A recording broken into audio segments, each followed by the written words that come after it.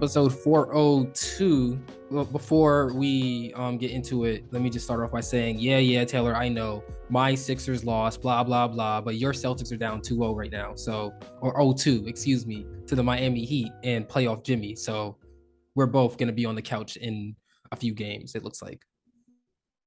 No, I think it was more the Celtics kind of just knowing that we were going to be doing episode 402, so they went down 0-2. Kind of match up. They're that good. Yeah. No. I think we're that good. That they were like, oh, they're at 402. You got to win 4 games. We're gonna go down 0-2. Come on, Joe it's all Mazzulla, part of take the notes, plan. bro. He needs to do something. What does he need Whatever, to do? Man, he's hanging out. Are you trying to watch the game instead of actually coaching it? Yeah, I mean, I don't. We've talked about it a million times at length. I'm certainly not a person like when I'm watching the game, I might like say something, you know what I mean? But at the end of the day, I know that I'm not an NBA coach. And I wish 98% of Twitter would understand that they're not an NBA coach. Agreed. And that they don't know better than the coaches, and they've also never been in the situation where they need to make all of the decisions for a professional basketball team in the playoffs. And so you sitting at home, either alone or with whoever you're watching with no stakes at all, is a little different than being on the sidelines actively doing it. But no, I mean, the Celtics they're in a bad spot, but they also, for some reason, play much better on the road in the playoffs than they do at home, which is very interesting. Completely backwards from how you're supposed to go. I mean, they have 5 home losses this playoffs alone, and they're no other team left at home now. Yeah, I think they're like 10-12 in the last 22 games or something like that. Like, they just don't win at home, and then they have the worst scenario possible and go on the road, and they're like, oh yeah, this is how you play basketball. We got this. Like, this is easy. This is great. And so we're going back to the hotel. Yeah, they love a business trip. Yes. Most guys are like, oh, I want to get home to sleep in my own bed, and they're like, nope, my bed sucks. Nope. Yeah, feels like rocks. I ordered a new mattress topper and it hasn't come in yet. That's why I'm shooting 0 for 6 at home. Yeah, exactly. We figured it out. So I feel way better now in the last 5 minutes than I did last night. For sure. Okay, well, in an effort to make you feel a little worse, sorry. They're going to Miami, so you know what happens in Miami on business trips. And they still win though. Okay, that's fair. I'm gonna use that next time someone says James Harden parties too much. He still won though. Anyway, he didn't. He won enough to get to the playoffs. He won more than a lot of people's favorite. I think they should make a ring. For that. Enough to get to the playoffs. I agree. Honestly, yeah, dragging poverty franchise Houston to the playoffs for many years deserves its own ring. I think so. Yeah. I don't know. Take the picture like Bill Russell with the 11 rings, but it's like just for 11 playoff appearances. And it'll be another facility where his jersey gets hung up in Houston. There's not. What do you mean? You forget it. I'll let you. You're gonna realize what I just said either when you rewatch this episode, and you're gonna be like, oh, and I'm just gonna let you have that moment. I mean, I assume that he has paid his way to having his jersey in a lot of facilities in Houston, that's Texas. what I mean. That's what I mean. Okay. All right. I was like, what? I was like, what? The Rockets get a new practice facility? I mean, if they did, he's probably going to pay for it at this point. I think he still has the keys to the old one. They traded him. They're like, come back anytime. Sure. Oh yeah, anytime. When they traded him, that's literally what they said. Yeah, I mean, which is crazy. And I don't gotta get it how you can, I guess. Yeah, I don't know if I'm gonna sit through James Harden and Jalen Green for 82 games. I'm gonna be honest. I mean, they're gonna get Jaylen Brown. They're gonna get. I mean, you've seen the photoshops. They're getting everybody, man. Yeah, Jaylen Brown would be something that would be enough for me to be like, oh, okay, I'm back on the Houston bandwagon. That being said, how do you feel about Grant Williams the last 2 times that everyone recognized that he was talking shit to somebody getting owned? The first time was when he was. Oh, the first time I don't know what he was supposed. Like Donovan Mitchell was like. Was it Donovan Mitchell? It was Donovan Mitchell. Yeah, Donovan Mitchell was walking in front of him, like trying to get him to interact. So like, whatever. I didn't. the end result of that one looked terrible, but I mean, people this time, he was the only Celtic who showed any fire in the entire fourth quarter. And I mean, he went face to face with Jimmy. Everyone else seems terrified of Jimmy. His teammates didn't back him up at all, which was really No. disappointing because it's like, come on, it is the fourth quarter. You're up 9. I mean, he scored the last 3 field goals for them. Grant, I don't like everyone's like, oh, he poked the like, oh yeah, Jimmy Butler was just gonna forget to show up in the fourth quarter. Noted, Now noted that you fourth mention quarter it, Grant. disappearer, Jimmy Butler. He like, come on, it's not, and it's also not like he like scored 25 points in the fourth quarter after that. Like he was having a good game and then did what Jimmy Butler does. I mean, and I would rather have Grant face to face with Jimmy Butler than whatever the hell Malcolm Brogdon's been doing, where he tries to guard him. But similar to our commercial, we got music to talk about, man. I can't. Okay, my last final point is that it's just hilarious to me how Grant went back and forth and then with Jimmy, and then literally 2 plays later, he's taken off of Jimmy. That's just hilarious Well, to me. because he was never the Jimmy matchup. Like Tatum was guarding him No, pretty yeah, much all game, yeah. and so that one just happened. And I mean, Grant is one of the only guys that didn't help on Jimmy with in like whatever. It's just it is what it is. I mean, he's the best playoff performer left right now, This and will be one of the most impressive rings if Jimmy can pull it off of all time. and he's death by a million paper cuts. Like Yeah, he's not hitting threes. He's not, when Tatum scored 51 against Philly, it's like, oh, he's stepping back, hitting threes, whatever. It's like, and Jimmy Butler just dribbles either to the baseline or dribbles to the elbow, does a fall away jumper on the baseline or a fall away jumper from the elbow, and it goes in every time. Even when he like loses the ball on the way up, he just like pushes it in, and it's like, all right, what are you gonna do with it? They need to play better in all facets. So I mean, last night, Jaylen Brown, Al Horford, and Marcus Smart kind of had really tough games each, and in the playoffs, you can't have 3 of your 5 starters not playing well. not at all. All right, moving on. As you said, we do have music to talk about. Welcome to the Cat Podcast. This is episode 402. I am your host, Nate Sperlin. That is Taylor McLeod. Thank you for watching on YouTube, Spotify, Apple Podcasts, Amazon Music, Stitcher, and more. Do us a favor, hit the like button and subscribe to the channel. Follow us on Instagram, Twitter, and TikTok at OldMilk Media. And check out all the Old Milk content on oldmilk.co. You see this beanie right here? Really nice beanie. You can get it on oldmilk.co. Just saying. It's your weekly tour through hip hop. That being said, Taylor, how are you doing today? I mean, we went through it in the sports world. Sports fan me, not doing great, but me in general, I can't complain. I'm not gonna lie, that's exactly how I want it to be. I want it to be Yeah. that way forever. I'm not gonna lie. See, I used to be able to not separate those two things, but as I get older, it gets a little easier to separate the two. Maturation, man. That's what we want to see. We want to see growth. Yeah, something like that. Feel Something me? like that. All right. So we are going to move on to our first segment of the podcast, and that will be our power rankings of albums that we've listened to this week. Taylor, do you want to go first? Yeah, so I have 2 of the same ones from last week, which when we were doing this on Instagram last year, it was that way a lot. You know what I mean? So I'll put Great Escape, Alchemist, Larry June 3, Ways of Knowing, Navy Blue 2, and kind of in line with another episode we're going to record soon, Goodbye and Good Riddance by Juice WRLD, kind of knowing the 5th anniversary was coming up. I've been playing that a lot in my headphones while I'm at work, while I'm, outside, inside, in the car. So I'm definitely playing that a lot, and in preparation for us to talk about it, but also kind of just reminding myself how solid and how good of an album that really is, especially considering that it was a debut project from like an 18, 19-year-old kid. Yeah, for sure. On my end, I have Rich's Op by NBA Youngboy number 3, and then I have Goodbye and Good Riddance by Juice WRLD number 2. Like Taylor said, that will be episode 403 that we talk about Juice WRLD and Goodbye and Good Riddance. Also a really good album.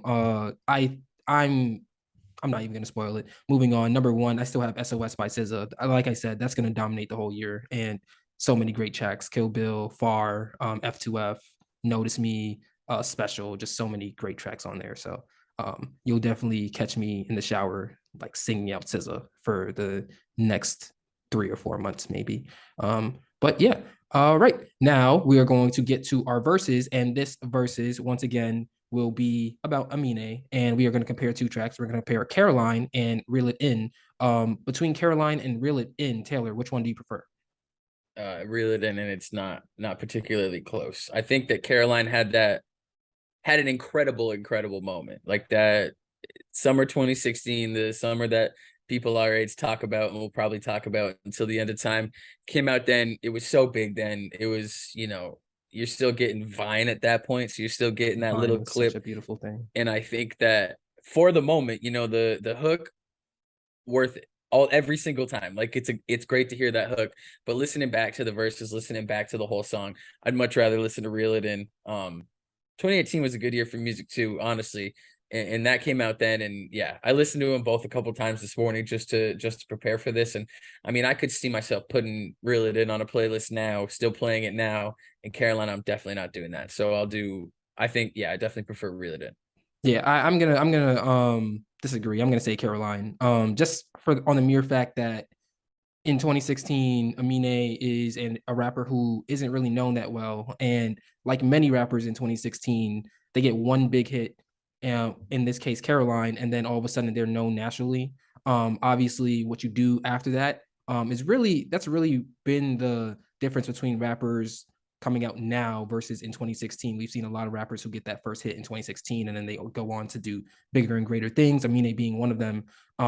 So just understanding the impact that it had on Aminé's career. Also, additionally, the music video. I still can remember Aminé in that drop top classic car, just driving down what I assume is Portland. I'm not really sure. But just a classic time from 2016. And I will be on my deathbed saying, "Hey, grandkid, come here and let me tell you about 2016." So that is definitely something I will be doing. But all right, after this commercial break, we will be talking about Kaytranada and Aminé's Kaytramine. I pronounced it right. Yo, this Young Lil album is the best of all time. I can't wait to talk to Taylor about it, man. This is gonna be the greatest thing ever. Yo, what's good, Taylor? How you doing? I hate this album. Do you have to clean your ears first? My What's wrong with you? girlfriend said everything I play in the car scares her. She said I lost all my taste. Clearly. And I need your help. Well, what am I supposed to do about it? You want me to order you Q-tips? No, I need hoodies. I need a beanie. I need t-shirts. I need you to help. All right, I'll see what I can do. I can send you this beanie, but everything else we're gonna have to see. Introducing the 2023 Old Milk Collection. This collection, comprised of hoodies, t-shirts, beanies, and stickers designed by Nate Sperlin, is guaranteed to show everyone your superior style and taste. Man, I hope Taylor doesn't scare the viewers with that bummy outfit. Oh, no bummy outfit today. Look at that. No, I'm much better. The album sounded better. Everything is better. All thanks to Old Milk. Rush over to oldmilk.co to shop the 2023 Old Milk Collection today. All right, welcome back to the Cat Podcast. This is episode 402, and on this episode, we will be discussing Kaytramine by Aminé and Kaytranada. That is 11 tracks, 34 minutes long, featuring Freddie Gibbs, Pharrell Williams, Big Sean, Amare, and the legend, the GOAT, Snoop Dogg. Share your opinion of Kaytramine in the comments below. I should probably say it like 5 times just so I can get it down like a tongue twister. But anyway, Taylor, what were your first thoughts on Kaytramine?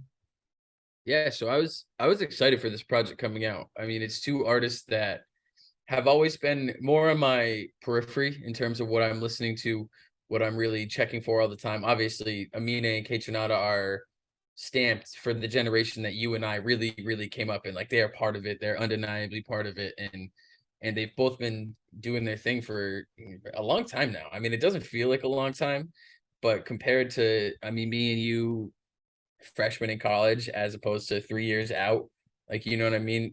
They've both been doing their thing for a long time. So I was excited for it. I love albums that are one producer, one artist. I think that's the best way to get a project. And especially at 11 tracks, 34 minutes, like you already know, I love that length. I love that. Like, that's perfect. That's exactly what I'm looking for. And this album lived up to exactly what I was expecting. I think that the production is great the whole way through. I like the production on every song. I think that there's a nice variety in the production.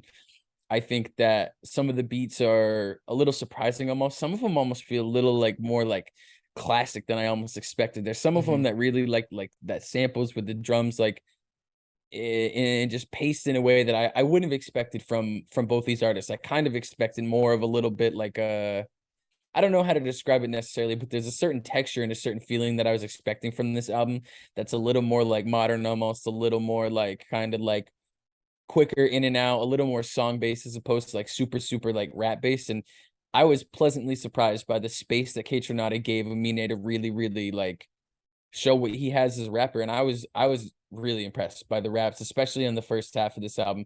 The first half to me is better than the second half, but overall, I really like this project. I've been listening to it, a bunch since it came out. And yeah, so I think it's an impressive project by two really solid artists that have like some really like star-studded appearances on this. Like it's not like, small name features. It's like a lot of big name features on this, which I think play their part super well. Yeah. When you first told me about, first of all, I had no idea this album came out until you told me about it.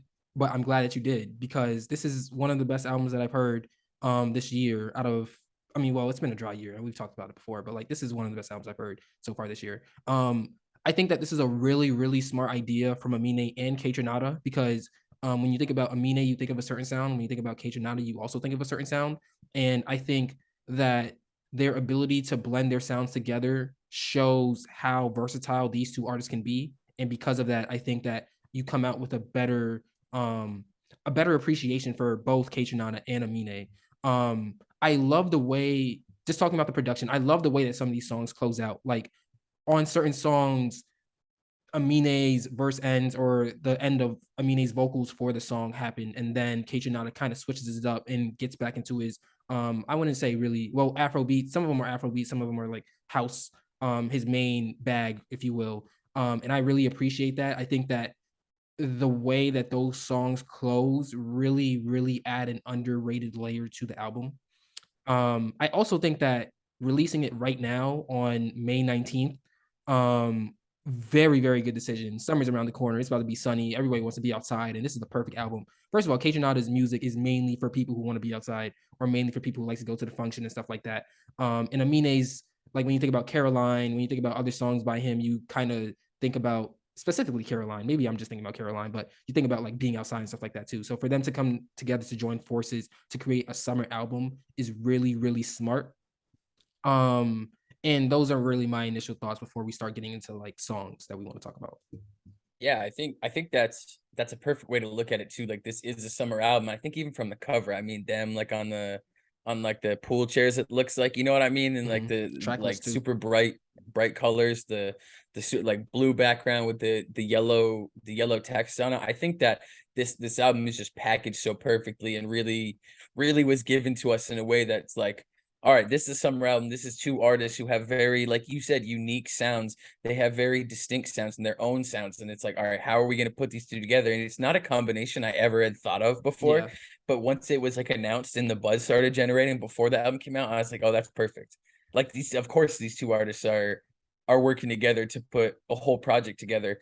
And I like what you said about kind of like how some of these tracks close because it allows the producer, in this case, Kaytranada, but when that happens in other albums similar to this, it allows the producer to put their mark on the album in a way that's like, all right, this is a Kaytranada and Amine album. It's not just like an Amine album that was produced by Kaytranada. It's like, no, like you have the moments where it's like, no, let me show what I can do. And I mean, I even like Kaytranada has vocals on this too in, yeah, in multiple different places, and I really like that. I think that's important to have those fingerprints on the album in a way that's more than just making the beats. Like examples of that, when I think of it, the biggest one is anytime Alchemist works with Action Bronson, like they always have these little interludes where you're getting to hear, Alchemist and Action and Mayhem Loren and Big Body, like, like out to dinner, like talking and like wait staff. And then they're in the studio. And so you get the full feeling. You're like, you can put yourself into the recording situation. You can put yourself into the ideas process. And even though we don't know exactly what it looked like or sounded like, the product here gives you a great window into where both of these guys were when they were making this project. agreed. Let's get into some songs that we like. I want to talk about. Let's talk about it first. I first of all, Amine's verse when he says, "Y'all boys change up more than cats' voices," meaning Karl Anthony Towns' voices. I That's a knew you would really good love that. line. That's a really, really good line.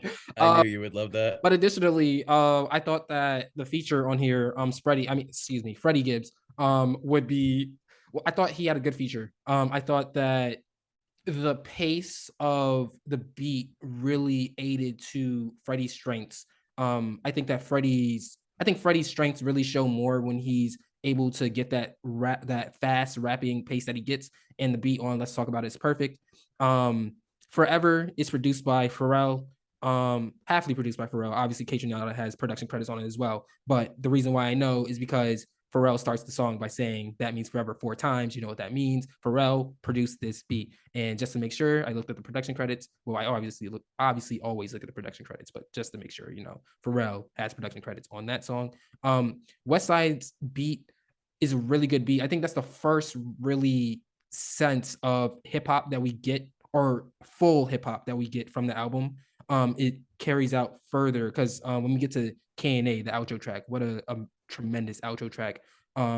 It kind of, the way that Aminé raps on that beat, and the way that the soulfulness of the beat as well, how that those two pair together kind of reminds me of early Drake. I really, really appreciated that.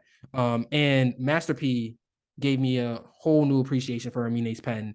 For example, when Aminé says, this is really 3 bars, but he makes 2 movie references in here, and I love that. Aminé clicks mute when these niggas get vocal. I'm a deadbeat dad, so my sons want attention. Daddy don't care. I ain't Eddie to these children. So Aminé clicks mute when these niggas get vocal is a reference to Adam Sandler's movie, Click. I don't remember when they came out, probably like the early 2000s or late 1900s. It was like, yeah, 2005, 2006. Okay, so around there. And then Daddy Care came around that same time as well. And Daddy Don't Care, I Ain't Eddie to These Children is a reference to Daddy Daycare, one movie, one of Eddie Murphy's last like real blockbuster movies. But I appreciated that as well. So I really appreciate how, because the first time when I listened to this album, I was like, okay, this is good. But you kind of put it in my head that it would be like, is it like a first time listen fluke that this album is good, or is this album really good? And listening to it the second time and having the lyrics up as I'm reading, so I can read it as I'm listening to it, really, really shows how talented Aminé is with his bars. And I just gained a whole new appreciation for both artists, Kaytranada and Aminé, and Kaytramine, if they want to make more music, which they probably should. Yeah, for sure. I mean, I've always known Amine can rap like this, but I think that a lot of his focus was probably elsewhere. I think it was on. It's hard to describe sometimes, and I put it in my brain as like certain songs are like based around the hook, and certain songs are like based around verses, or certain songs are based around like moments for you to remember, and certain songs are based on like the verses that you need to go and listen to, and like there's moments within the verses you remember, but really it's like, all right, I want to hear that again. Mhm. And I think that there's a stretch on this project right in the middle where it's like West Side, Master P, and Rebuke, where it's like, no, this is him sitting down. And I wrote in my notes, like, he started a couple verses on this album where he's just like, look. And I think that once you hear that from a rapper, you're like, all right, we're getting something right now. Like, you know what I mean? Like, you are getting a verse. Like, this is not going to be like a couple like, little nimble lines in and out, in and out, in and out, back to the bridge or back to the hook. It's like, no, like, sit down with me. You're getting more than 8, you're getting more than 16. Like, sit down with me and listen to what I have to say.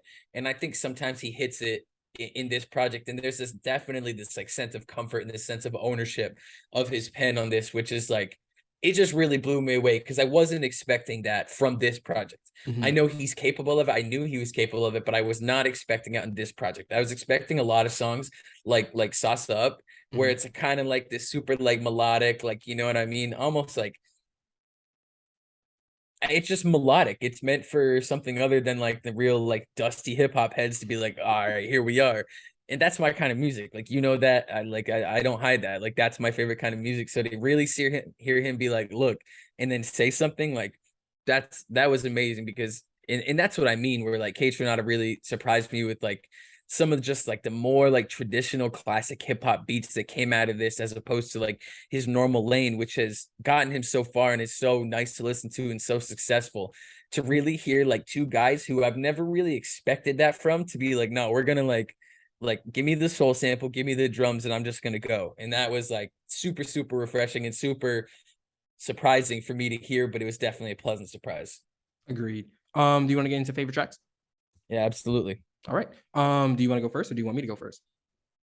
I can go first. I have them, and All right. mine's pretty simple. Mine are all in order. Yes. Mine are song 3 through number 6. From least good to best good, most good. All right, so here, so these songs That's do good. fall in order in the album. It's Okay. 3, 4, 5, 6. Mhm.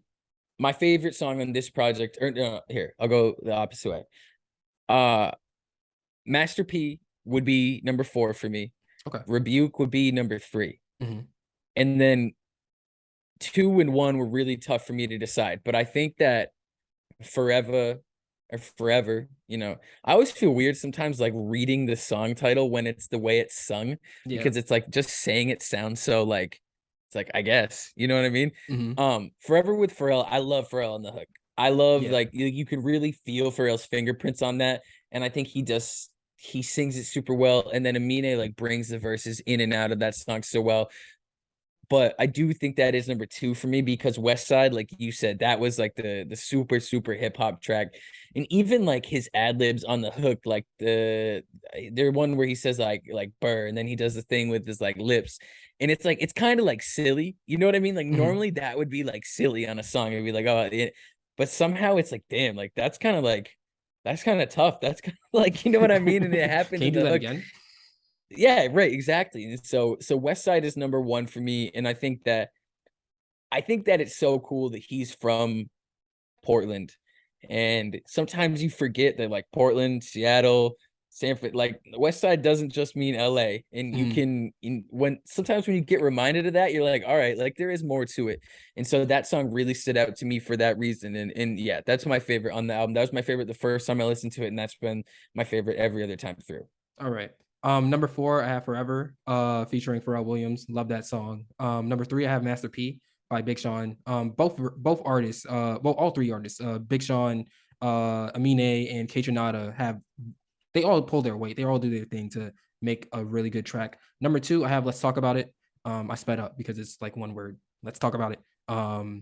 Featuring Freddie Gibbs. Freddie Gibbs, once again, really good verse. Talked about it before. And finally, last one, K&A. I'm a sucker for a good outro, and this is a really, really good outro. Again, it reminds me of like 2010s Drake. Honestly, it reminds me of a 2010s Drake outro. Like, kind of, it really hones in that feel. And if Amine sat down and in the making of K&A was like, I'm gonna make a song that kind of feels like Drake in 2010. Like if that was his goal, probably wasn't his goal, but if it was his goal, mission accomplished. Amine, good job. All right, moving on to our last segment, we are going to rate this album based on our personal playback value, meaning how long we think we are going to listen to the album individually, and objective playback value, meaning how long we think everyone else is going to listen to the album. So, Taylor, what are your ratings for Amine and Kaytranada's Kaytramine? Yeah, so I think I'm definitely going to keep playing this a lot. Like, I Mhm. don't foresee this going anywhere. I don't have a timetable really for myself on this project. I think that this is a project that I will keep coming back to. This is a project that will end up in my rotation of albums that I listen to on a daily or weekly basis, however I'm feeling. I think there's enough range on it where it's like if I'm driving with the windows down, I can play some of the songs. If I'm just with the headphones in, like, inside, whatever, there's songs that I can listen to that way. So for me personally, there's a ton of playback value here. Overall playback value, overall Billboard performance, anything like that, I'm not sure. I mean, I was on Genius looking at the lyrics with my like third or fourth listen, and none of the songs were in the top 10. So I don't, and that's not obviously a end all be all Mhm. rating system, but normally you can kind of tell, like, it's like, all right, people checking for this, or people trying to like learn about this song, or this album rather. So I think that my playback value is definitely way higher than the general playback value, and I don't know if shocked is the right word, but I would be surprised if it debuts top 40 on the top 200. Yeah. My personal playback value is 2 weeks right now, probably because right now in New York City it's rainy, and because of that, I can't go to the Mets game right now, so I have to wait till tomorrow to do it, and I'm gonna go to watch both games. But regardless, right now it's 2 weeks. I can see myself, maybe in mid-June, mid-July, stumbling across one of these songs and being like, "This is a really good album, and this is the time to listen to it." And then from there on, it being like a month or 2 months. Like I can see that happening, but as of right now, today, I'll say 2 weeks. And in terms of objective playback value, Taylor, I agree with you. I think it's probably going to be 1 week. Really, not because this isn't a good album, but again, because I don't really see much buzz around it. And also, there isn't really a true chart topping hit here for that will carry it. And if there was, it would probably be Forever. And that came out like a month ago. So is the hype with that one song still there? I'm not really sure. So because of that, 1 week. All right. Thank you for watching episode 402 of the Cat Podcast. Let us know your opinion of Kaytramine in the comments. Do us a favor, hit the like button and subscribe to the channel. Follow us on Instagram, Twitter, and TikTok at OldMilk Media. Once again, this beanie, you can get it at oldmilk.co. Check it out in the comments below. That is Taylor McLeod. I am Nate Sperlin. Thank you for watching, and we will be back for episode 403, where we talk about Goodbye and Good Riddance by Juice WRLD. Thanks for watching.